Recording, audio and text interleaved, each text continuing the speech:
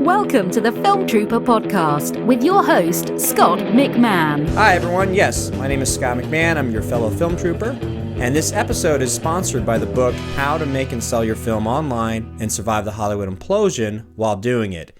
It's available in paperback as well as a Kindle ebook and an audiobook. In fact, you can actually get the audiobook for free when you go to survivetheimplosion.com and sign up for a free 30-day trial with audible.com, an Amazon company. Again, that's at survivetheimplosion.com. Speaking of Hollywood, one of the key points made in the book is how Hollywood is not in the film business. In fact, they're not really in show business, but rather they are in the business of license exploitation. And George Lucas, being the poster boy for this business model, has said that all the money is in the action figures. What he was saying is that although Star Wars, the film, made a lot of money, the bigger money came in the form of license exploitation, using that license to make toys, clothing, video games, TV shows, and books. And on today's episode, I was able to have lunch and grab an interview with the author of William Shakespeare's Star Wars books. That's right, William Shakespeare's Star Wars. Imagine if Shakespeare wrote the Star Wars movies in the style of his time. Well, that's what author Ian Doescher did when he combined his love for the Bard and Star Wars. This is part 2 of my 4-part series on storytelling.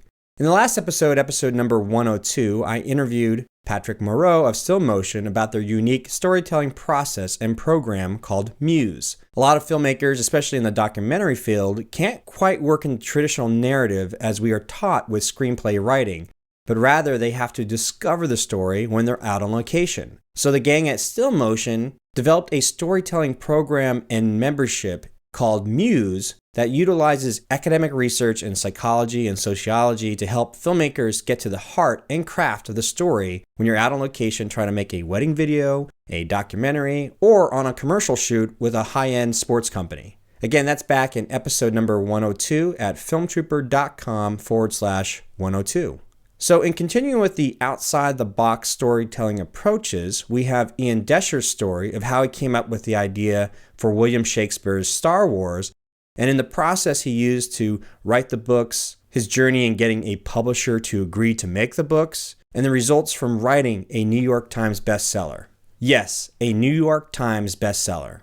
So for a filmmaker, the New York Times would be something like getting into Sundance and winning an award. You think your filmmaking career was set, right? But as Ian reveals, success is relevant. With that said, let's get on to my interview with author Ian Doescher when we met up for lunch at the Oswego Grill in Lake Oswego, just outside of Portland, here on the Film Trooper podcast. But I want to know, I would love to hear your journey because your background is quite diverse. You're quite the Renaissance man. It's, music studies, choir, but divinity, into writing and Shakespeare, where did you start, and then going to, prior to college, but also where did it lead you to the creation of William Shakespeare's Star Wars? That whole story is fascinating, but I'd love to hear your account of it.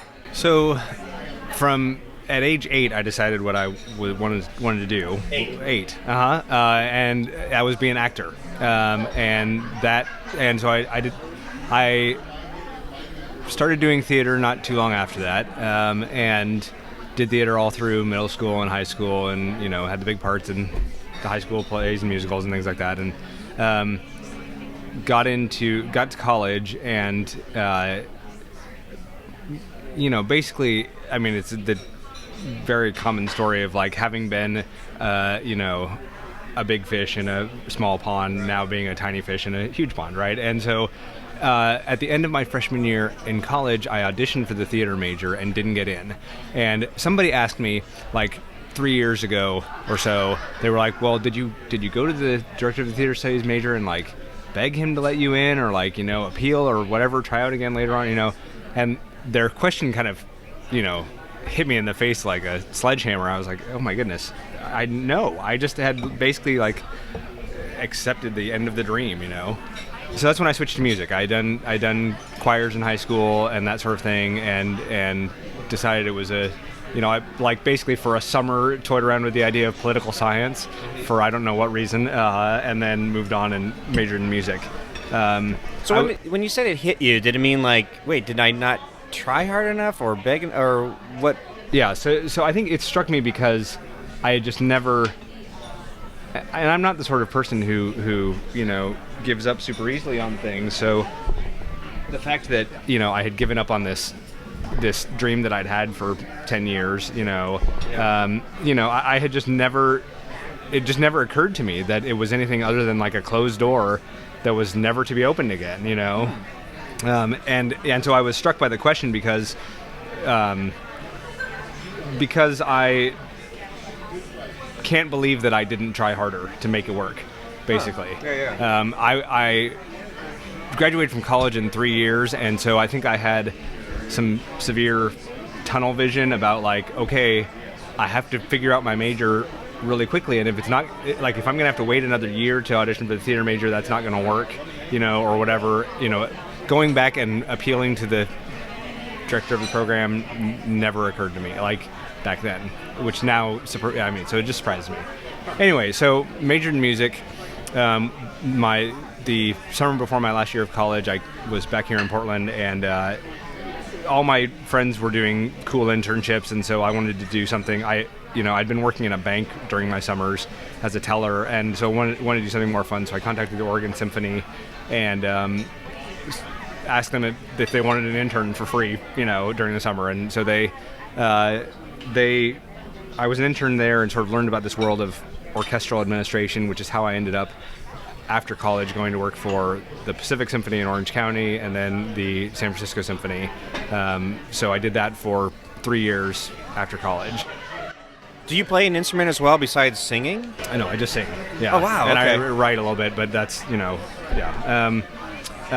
And so after that, I sort of, during my last year at the San Francisco Symphony, I realized I wanted to do something kind of more with my life, and thought about a whole bunch of, decided, in good typical, like, early 20-something year old thinking that I would go to graduate school as sort of the way to like launch myself into whatever was going to be next. And so thought about all kinds of different options like law school or public policy or something like that. And at some point divinity school popped into my head as an idea, and ended up going to divinity school, loving it. Then loved it so much that I decided to go on and do a PhD in theology, and so did all of that. My family and I moved back to Portland in early 2008.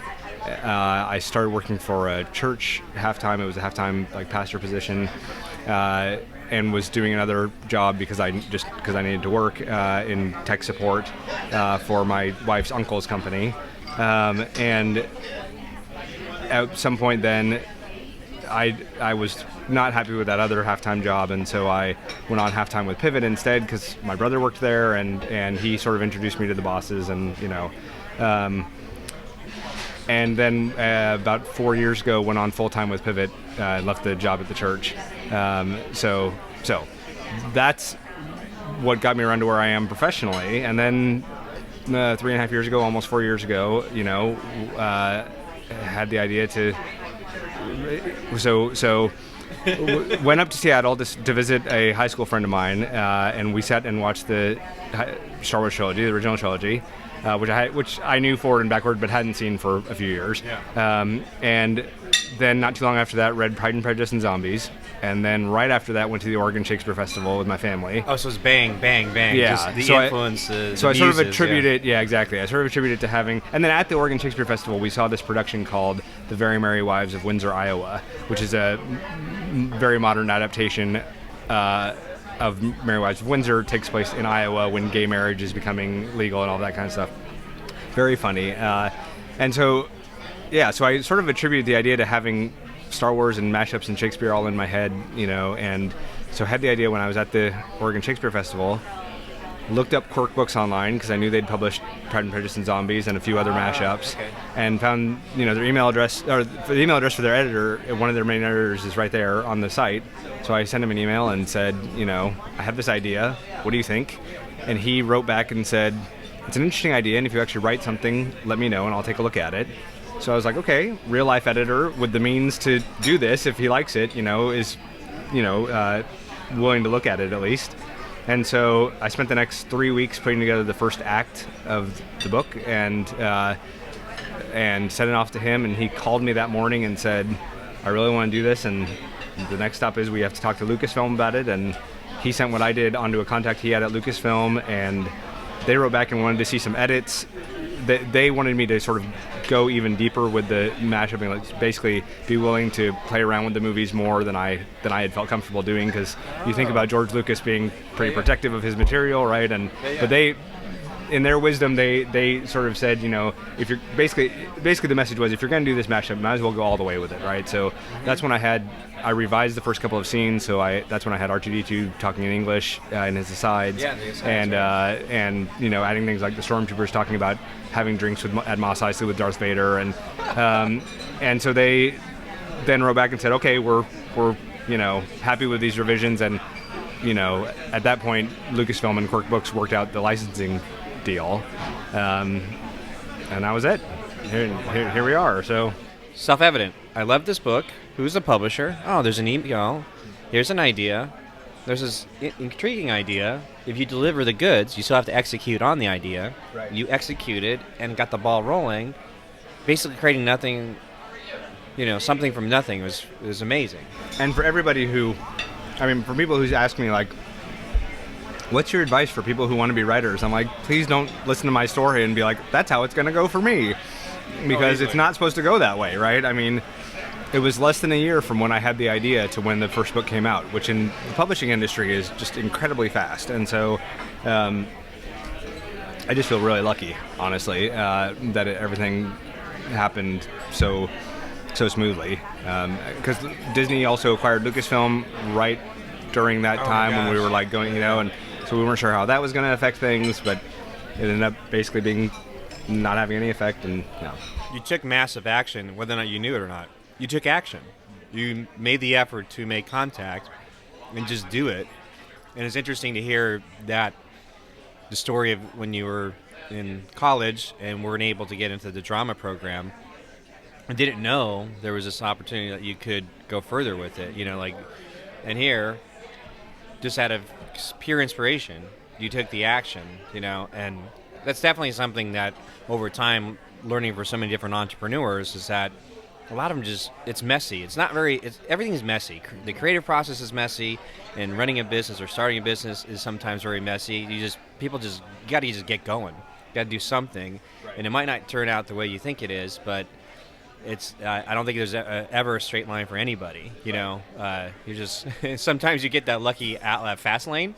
You're like, oh yeah. This is everything lined up. I'm ready to roll. Well, and my basic feeling was like, the absolute worst that can happen is that he can say no, and, I'm no worse off than I was before I had the idea. Right. But if he says yes, then all of a sudden it's a whole new world. So, what were you emotionally going through when first he contacts says, interesting, if you have something, do something, and you're like, was that like enough of an emotional boost? Like, whoo, okay. That was like, oh, that's all right, that's cool, but it wasn't, that wasn't as exciting as, I was in a meeting at work when I got the email, like sitting there with my personal email open, which I probably shouldn't have done, but I had my personal email open when he wrote back after I'd sent him the first act, and that's when I started kind of like flipping out, being like, oh my goodness, this is huge, he really wants to do this, and we still had to get over the hurdle of Lucasfilm,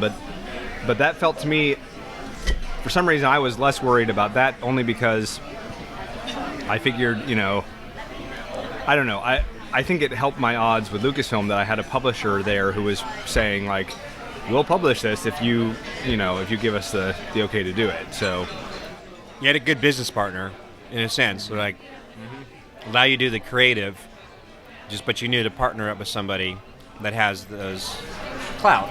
Right. Yeah. Especially if they did Prejudice and Zombies, or right. They've had experience, and they had done they also are the ones who published the worst case scenario survival handbook books, and they had done an Indiana Jones version of that when Kingdom of the Crystal Skull came out, and so they had already done something with Lucasfilm before, right? And not nearly anything quite like this, but so that was also helpful that they'd sort of been there before. And I first came across your book. Actually, it was at Things from Another World in Milwaukee, right by Dark Horse. So it was just there, front and center, at the checkout stand, propped up, and I go, "What is this?" And just but then I started seeing it at the cons, the Comic Cons. And I'm like, "Oh wow, that's amazing!" I had, it took me a while to, like I said, to discover that you were here locally. Mm-hmm. So that was even an added bonus. Like, oh, how cool! The guy that got to do the cover art, he's so talented, and the cover really helps sell the book and draw you in, and from a marketing standpoint, that was brilliant, I think. And even the packaging of the book, because it's a hard-covered book, but it's small enough. It's like little hand, like it's in your hand almost. Like it's not a huge paperback that's flimsy or something like that. Yeah, and that was fun, to sort of hear my editor's thought process about that. As he was thinking, really wanted to do a hardcover because he just felt like for what it was, for being fake Shakespeare, it should be, something that seemed sort of more weighty than a paperback. And they did such a nice job with. I don't know if you've taken the dust jacket off, but it looks like an old folio, basically. Yeah. This is gorgeous. Yeah, all the details. No, exactly. So they just were really thoughtful about how they put the whole package together. Reading it, I can't read it silently. Like I physically have to say it out loud. So when I'm reading, and I'm not, I don't know enough about Shakespeare. I know just a faint interest about it, and I had this desire to want to know more, historically, and historical context and all that kind of stuff. So it's almost like a great gateway to get you going. Okay, wait, this is fun, but now I want to know more about Shakespeare. So yeah, and that was I always say that the first goal of these books for me is for people to have a good time with them, but right after that is that it hopefully, especially for students, is hopefully a good way for them to sort of a bridge into Shakespeare. They can read this. That's not nearly as, from a vocabulary standpoint, not nearly as hard as Shakespeare, and it's a familiar story from most kids, and so it's safer, but then when they get into Romeo and Juliet or Hamlet or whatever, it's not as big of a leap once they're reading the real thing, because they've gotten iambic pentameter, and they've gotten some of the vocabulary, and they've gotten some of the literary devices and things like that. Yeah. And I definitely noticed, like I said, was I started reading it silently, but then I had to whisper, like when I read it, reading the books, I was performing them. It was it was a different experience than just reading any other book, So I thought it was fascinating for my take on it anyway. So never really had that before. So it was fun to. It was forcing me to play every character, reading and trying to get the rhythm down of how the language is spoken, and just funny things. There's just all the asides and it was just delight. It added the extra level of the expanded universe almost, One, as a Star Wars fan, it's so much fun to get inside these characters' heads and, imagine what they'd be thinking in different situations, and get to make fun of some of the stuff that I've always wanted to make fun of or whatever, it's just it's fun. How long did it take you? So you got the green light to make it happen. So obviously your full-time job, you're oh, I guess I'm doing this at night on weekends. How long did it take you to get the New Hope? Was that the first book that you tackled? Yeah. So that first book was roughly 4 months working at night, mostly after my kids are asleep. The next books were much faster because once you get used to writing an iambic pentameter, it becomes, it's like a muscle. I always describe it as a muscle, the more you exercise it, the stronger it gets. So, have you ever written this style before, or were you just a fan of it, reading only it, performing a little it? bit. I had written. I'm the kind of nerd who has written the occasional sonnet over the years and that kind of thing. I find, not only do I find language fascinating, but I find poetic rhythm fascinating, and when in my freshman year English class in high school, when we learned about poetic feet and that sort of thing, it all made like really intuitive sense to me for whatever reason, and so I've always been fascinated by it. So it wasn't, I guess I would say I wasn't starting from zero like some people would be if they were trying this. Right. So for all like the layman out there, that means me. Explain exactly what is a iambic pentameter. Like, I mean, I remember remembering this a little bit in high school, but I've forgotten completely. Is it the number of letters, the words, is the rhythm? Is it like a poem structure? So, an iamb is one of the poetic feet, and it's an unaccented syllable followed by an accented syllable. So, like the word release or defend, we don't say release or defend, right? And pentameter then is penta, like a pentagon, right? It's 5 in a row. So it's this pattern that goes da-dum, da-dum, da-dum, da-dum, da-dum. So the example I always give is in the Simon and Garfunkel song, I'd rather be a hammer than a nail. Okay. Right? Is you can hear that sort of cadence as you go. So to be or not to be, that is the question. That's when it gets at what's called a weak ending, an 11th syllable sort of tacked onto the ending. So it's this pattern of 10 syllables, 10 syllable lines that Shakespeare wrote, the majority of his plays in. So it's just, so you have to figure out how you're going to do, when it comes to Star Wars, you can't really say Millennium Falcon because you have Millennium Falcon. You have 2 soft syllables in the middle there. And so I sort of shorten it every time to Millennium Falcon, basically, is how it ends up being said. And similarly with Jabba the Hutt, you have Jabba the Hutt, and so I changed it to Jabba of the Hutt so that it would fit within iambic pentameter, basically. You noticing there was a cadence to it, and that was really fun. And I was like amazed, like, guys, keeping it up all the way through the entire story. Like no breakdown whatsoever. So it's an amazing job.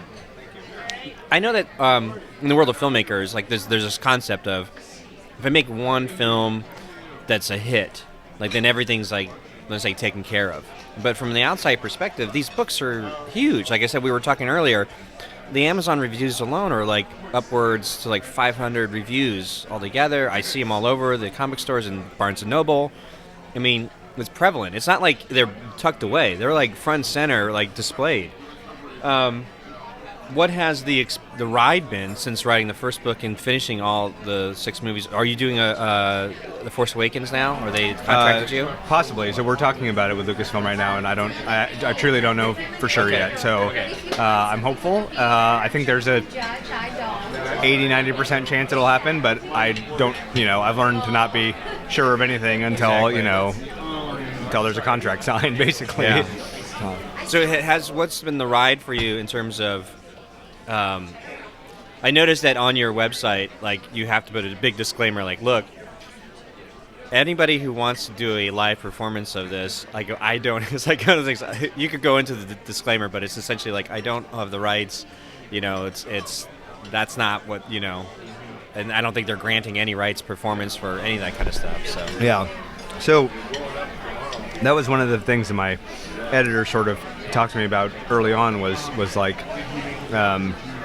you have to understand that when you do a Star Wars book, the copyright goes in Lucasfilm's name, not in your name. So that's different than most books would be, and that's just sort of their it's their prerogative and the way they do things with their Star Wars movie, and which I totally get. It's their thing that I've taken and changed, basically, and so so that means they get to make decisions about any performances, or I basically heard that they were planning to do the audiobooks and had to be like, hey, can I be involved? And so that was fun. But then so the journey has been, the first book came out July 2013, and my editor had always said, we'll see how the we'll see about the sequels based on how the first book does. And the first book came out and was very successful, and so in a couple weeks they asked me if I would do Empire and Jedi. So of course I said yes. I mean, I wanted to do them, and why not? And so we did those, and we talked, after, or as those were sort of like, coming close to publication, like we started talking about the prequels, and I was never going to do them. I just never thought there would be enough of a reason to do them, but I kept getting asked by people, and not only adults. I mean, adults were asking me, but especially kids, 12, 13, 14, for whom the prequels that's what is Star Wars to them, more than the original trilogy. And so we finally decided. I mean, this was right after Jedi came out. We sort of made the decision to go ahead and do the prequels also. So Empire and Jedi both came out in 2014, and then all 3 prequels in 2015, because they basically wanted to get them all out before The Force Awakens. Yeah. So it's been, crazy busy at times, getting all that done, and trying to. I think one of the biggest challenges is trying to keep it creative and trying to make sure that I never want a reader to pick up one of the sequels, having read one of the earlier books, and be like, oh yeah, okay, it's more of the same, right? Like, I've seen this before, and so I'm always trying to add in something that's new and fun that will be unexpected, so that there's a reason for a person to keep reading these books, basically. How has copywriting, or the art of copywriting, has it affected your writing, or can you see it being applicable to the general storytelling process? Or I just want to get your ideas about that. Yeah. So I'll take that a couple ways. I think. I mean, first of all, the fact that I do so much writing aside from my books, right? Helps because I'm always thinking about how can I say this better? How can I say this more efficiently? When the client gives us something that is 500 words long and it actually needs to be 200 words, how do you do that and still make sure that what needs to be said is said? And so that helps when you're using, when I come down to the books also, that helps hugely. What's different with the books is that when you're writing an iambic pentameter, you are having to use, you're having to slip words in that you wouldn't when you're writing copy, because you're trying to make sure you're fitting the meter correctly, right? And so it ends up being, it's clean, but for a different reason, in a different way, I guess, than with copywriting. The other way I would take my answer to that question is,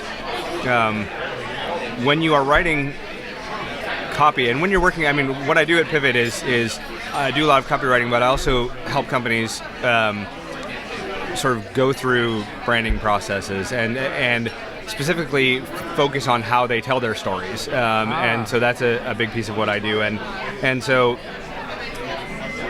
making sure that when you are writing copy, that you are telling a consistent story for this company, that whatever it is that you're trying to talk, say about them, the larger story they're trying to tell, make sure your copy is consistent with that your voice is consistent with that.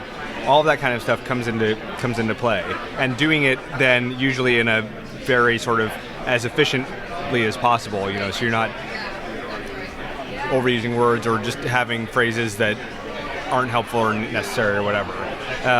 And so I think that helps when it comes to the books, because first of all, there's the larger story of okay, what's happening in this book, what's happening in, which is the story of the movie. I have to get from Anakin,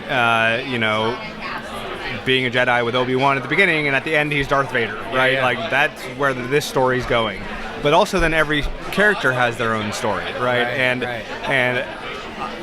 I want my characters to feel like they have internal cohesiveness to them. I don't want them to I don't want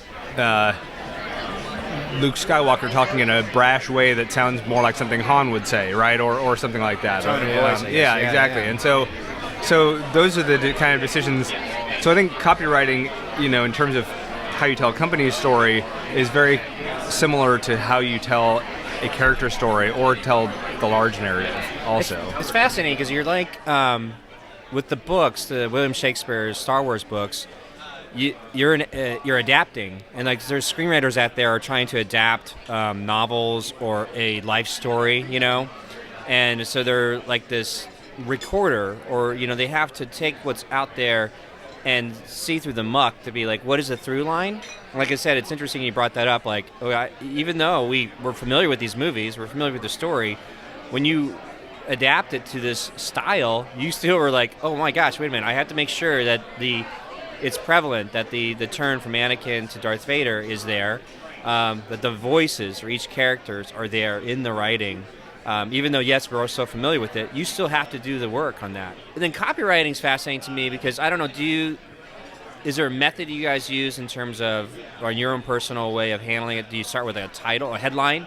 Because sometimes you might start with a headline, like, okay, that's a catchy headline. So now everything that I write has to, or as Joe Sugarman, famous copywriter, says, it's like the headline is there to get you to read the second line. The second line is there to get you to read the third. And the idea is to get that slippery slope to some sort of call to action that makes the reader go, okay, I'll take action to do whatever it is. Do you, in your process, do you start with like the headline? Because that would be the same as a screenwriter going, let me start with the title, or let me start with the log line. So like in one sentence, this is what my story's about. And as my story, when I finish the script, does it deliver on the promise of what that log line is or synopsis is? I don't know, does your copywriting process, does it kind of fit in the same role? It is pretty similar to that. I mean, so when we're working on campaigns for clients, we'll come up with a headline first. And really that is in some ways sort of the theme of the campaign, right? It's this is what we're going to do to talk about this product or this service, this time around. And so it's supposed to be should be something that draws people in, but once I have a headline, which is really my creative direction, right, then I can write the copy to match that, and to go with that.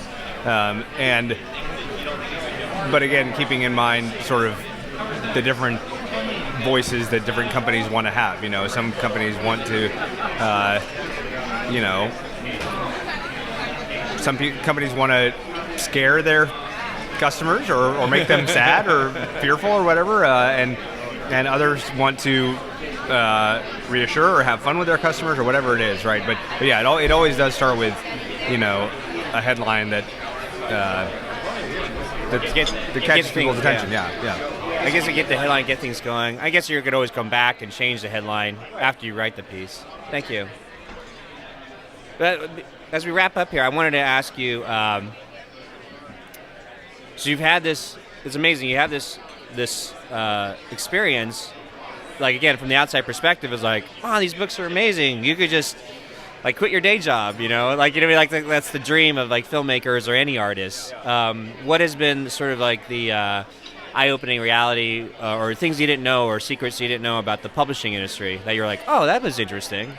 Yeah, well, I mean, certainly many people are surprised to find that I still have a day job, right? Yeah. And that has to do with a couple of different realities. I mean, it's, first of all, when you are licensing somebody else's property, you're not making as much money as you normally would. And that's not a complaint, it's just a reality. And I totally get it. And so, although 3 of these books have been bestsellers,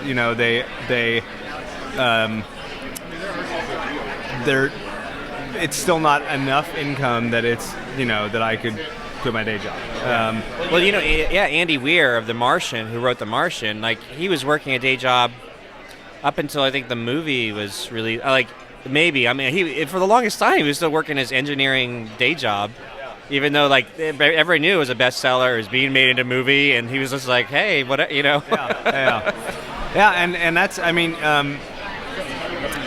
and you also learn what it is. I mean, so my books were bestsellers, and they, the highest I got on the New York Times bestseller list was a 10 with William Shakespeare Star Wars, the first one. But you also sort of learn, like, there's a great distance between number 10 and number 1. There's a huge difference there, and so that's another reality that you learn. And I think some people have in their minds that if you're on the New York Times bestseller list, that means that you've sold millions of books, and that's just not the reality. Now, my books have sold super well, and I would never complain, and I'm lucky enough that I sell more books than most people ever get to. Most people who write a book, but it's still not like I'm pushing. I'm not J.K. Rowling, selling millions of books when they're released and that kind of thing. So that's a reality. And then there's also the okay, what are you going to do next question, right? So like unless you made enough on your first project that you're suddenly independently wealthy, right? Like, you have to figure out what you're going to do after this because it's only going to carry you so far. And when you have, for me, I have a family, I have a mortgage, there are realities, and I have to, continue making a certain amount of money, or we won't have a house anymore. So so you have to think a lot about what the next project is going to be, and whether or not it's going to, for me, again, because I'm still relatively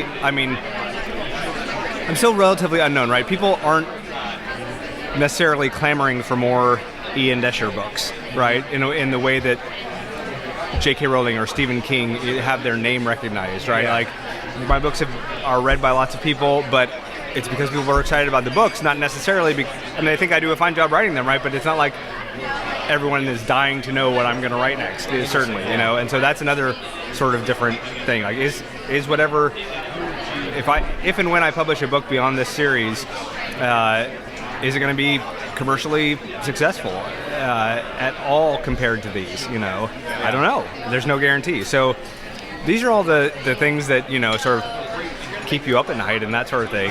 Keep you wondering, like, well, where's this going to go? It's fascinating you said that, because there's people, filmmakers, advice, a filmmaker friend, he said, just start putting your name on top of your film, like a book by Ian Doescher.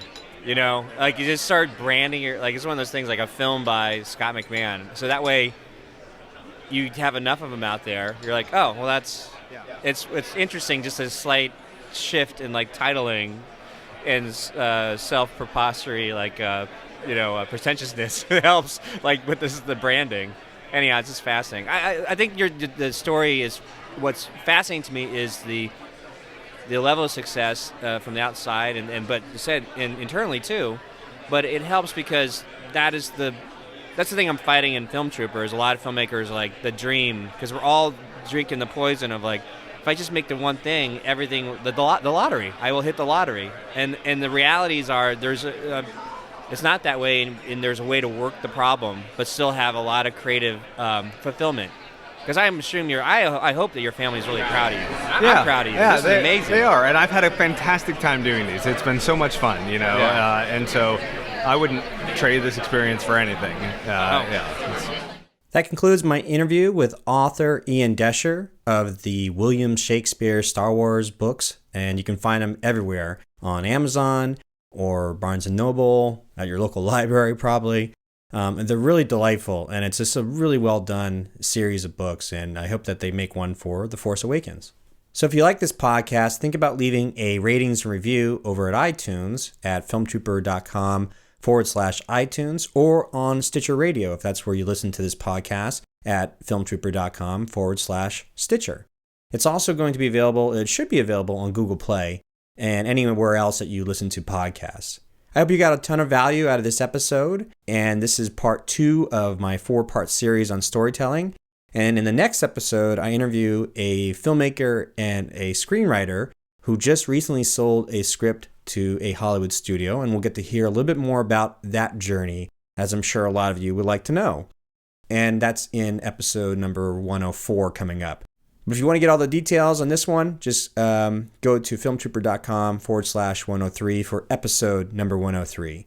Thanks again for everyone sticking around and supporting and listening to Film Trooper. I will see you next time. Film Trooper, filmmaking freedom for the independent.